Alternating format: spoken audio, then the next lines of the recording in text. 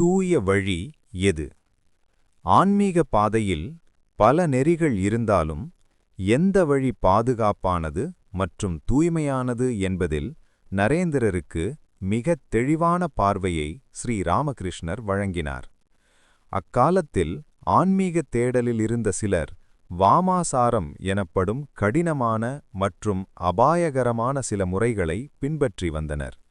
இந்த முறைகளில் பல சிக்கல்களும் வீழ்ச்சியடைவதற்கான வாய்ப்புகளும் அதிகம் இருந்தன. இதனைப் பற்றி ஸ்ரீ ராமகிருஷ்ணரிடம் விவாதித்தபோது அவர் ஒரு மிகச்சிறந்த உதாரணத்தை கூறினார். ஒரு வீட்டிற்குள் நுழைய முன்பக்க கதவு, பின்பக்க கதவு என 2 வழிகள் இருக்கலாம். பின்பக்க கதவு வழியாக, அதாவது துப்புரவு தொழிலாளர்கள் செல்லும் வழியாகவும் வீட்டிற்குள் நுழைய முடியும்.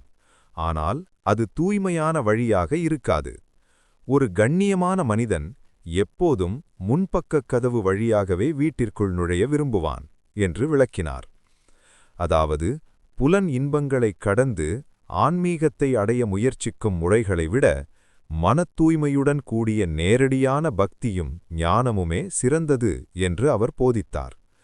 குறிப்பாக நரேந்திரரைப் போன்ற தூய்மையான இளைஞர்களுக்கு பெண்ணை தாயாகக் காண்பதே உயர்ந்த வழி என்று வலியுறுத்தினார்.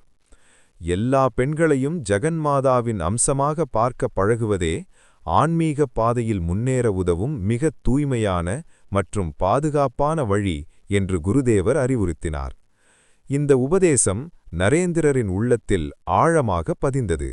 இதுவே அவரது வாழ்நாள் முழுவதும் ஒரு மிகச்சிறந்த ஒழுக்க நெறியாகத் திகழ்ந்தது.